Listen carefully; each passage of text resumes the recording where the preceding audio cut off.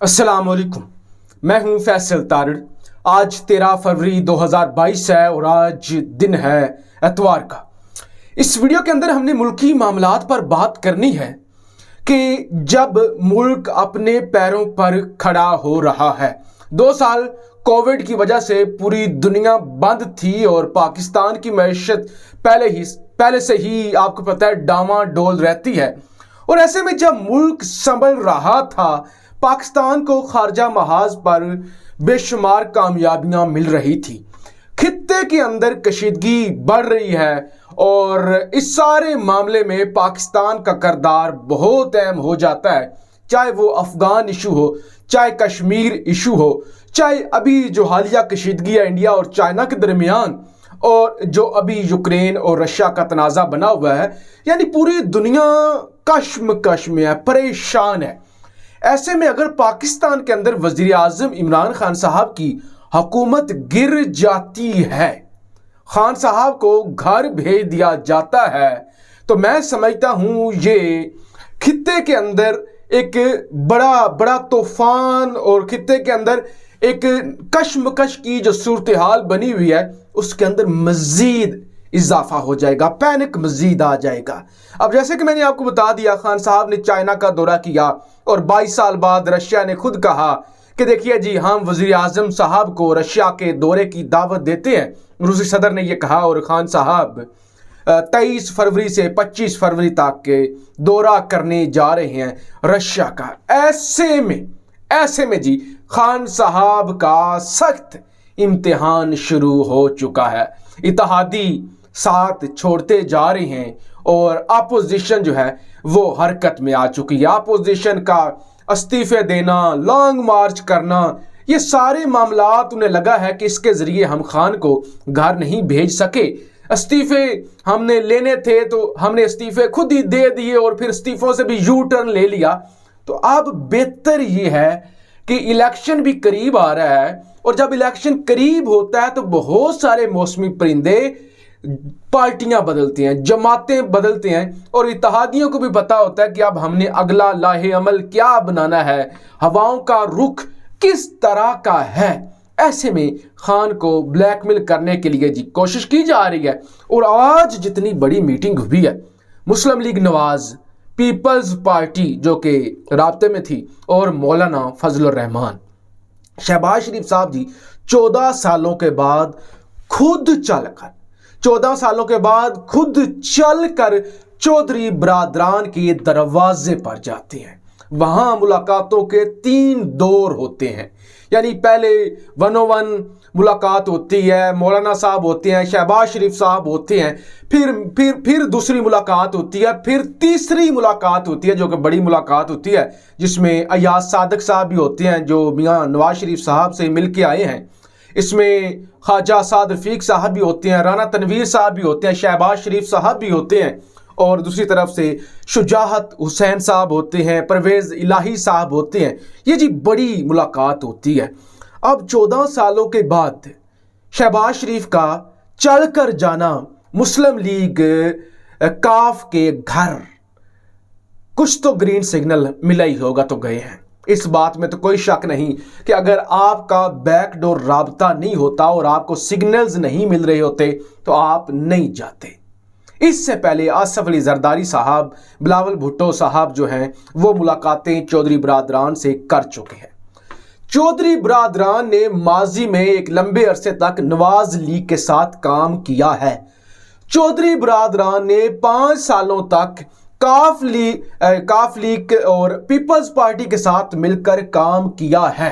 यानी चौधरी बरादरान ऐसे हैं कि जिनका दोनों जमातों के साथ ताल्लुक है। जब नवाज शरीफ साहब छोड़ गए थे मुल्क, जद्दा चले गए थे, ऐसे में जो परवेज़ इलाही साहब थे उन्होंने ही हमजा शहबाज को सहारा दिया था। यानी इनके रवाबत हैं, मिलकर ये काम करते रहे हैं। अब शहबाज शरीफ साहब अगर चौधरी बरादरान के दरवाजे पर जाते हैं तो मुझे नहीं लगता कि चौधरी बरादरान शहबाज शरीफ की बात नहीं मानेंगे। लिहाजा अब मामलात बड़े दिलचस्प हो जाते हैं। जब खान साहब रशिया का दौरा करने जा रहे हैं तो रशिया के दौरे से पहले ही हो सकता है रूस यूक्रेन पर हमला कर दे, इन्वेड कर दे, क्योंकि ये जो एक हफ्ता है ना, ये अमेरिकन मीडिया और अमेरिकन रिपोर्ट्स और यूरोपियन जो रिपोर्ट्स हैं वो ये कहती हैं कि ये बहुत ही सेंसिटिव है।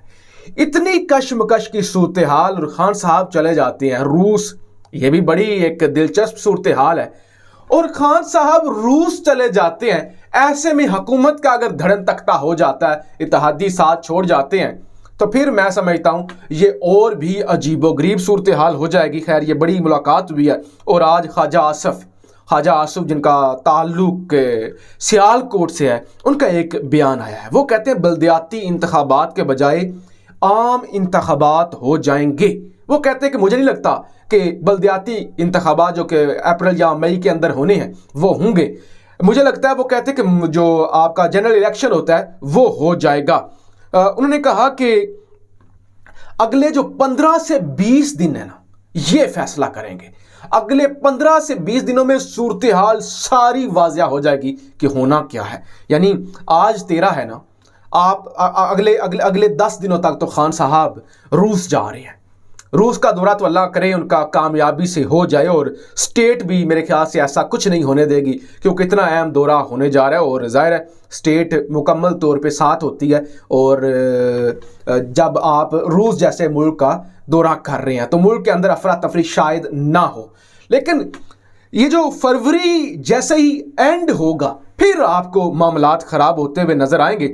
ऐसे में ख़बरें भी और मीडिया ट्रायल भी शुरू हो चुका है। जाली मन घड़त खबरें चलाई जा रही हैं कि बुशरा बीबी जो कि खातून अव्वल हैं, उनकी भी खान साहब से नाराज़गी हो रही है और वो घर छोड़कर लाहौर जा रही हैं। इस पर भी बड़ा सख्त एक्शन लिया है खान साहब ने। फिर जो लिंचिंग का एक वाक़या पेश आया मियाँ चन्नू में, उस पर मैं ज़रूर बात करना चाहता हूँ। वक्त कम है, लंबी बात करनी थी। देखिए जी, लिंचिंग का वाक़या आया। मुख्तसर ये है कि आप जान चुके होंगे कि एक थोड़ा सा पागल मेंटल शख्स था, वो एक मस्जिद के अंदर दाखिल होता है। अचानक मस्जिद से धुआं ही धुआं उठने लगता है। पता ये चलता है कि जी उसने मुकद्दस किताब कुरान मजीद को आग लगा दी है। अब इमाम मस्जिद और पुलिस वाले SHO साहब आते हैं और कुछ पुलिस वाले आते हैं, वो उसको बचाने की कोशिश करते हैं, मस्जिद के अंदर बंद कर देते हैं। ऐसे में जी हजूम इकट्ठा हो जाता है। हजूम इकट्ठा होता है और वो कहते हैं कि हम नहीं छोड़ेंगे। अब इमाम मस्जिद साहब भी देखते रहते हैं, बचाने वाले भी देखते रहते हैं, और SHO साहब बेचारे क्या करते, हजारों की तादाद में, सैकड़ों की तादाद में लोग आते हैं, वो मस्जिद का दरवाज़ा तोड़ते हैं और उस बंदे को मार देते हैं, बड़ी बेदर्दी से मारते हैं। मुल्क भी बदनाम होता है। अब इसमें दो चीज़ें हैं जो मैंने आपके सामने रखनी है। मैं कोई आपको वाक़या नहीं बता रहा। एक तो ये है कि गिरफ्तारियां की जा रही हैं और खान साहब ने भी इसका एक्शन लिया है, और उस्मान बुज़दार साहब ने भी इस पे एक्शन लिया। उस्मान बुज़दार साहब आजकल एक्टिव नज़र आ रहे हैं। इस्तीफ़ों और लॉन्ग मार्च के बाद अपोजिशन ने अदम एतमाद का शोशा छोड़ा है। ये भी आज उस्मान बुज़दार साहब का बयान था, जो कि 3 सालों तक बिल्कुल नहीं बोले, अब वो भी बयानात दे रहे हैं। मियाँ चन्नू वाक़या, मरकजी मुलज़म समेत 62 अफराद को हिरासत में ले लिया गया।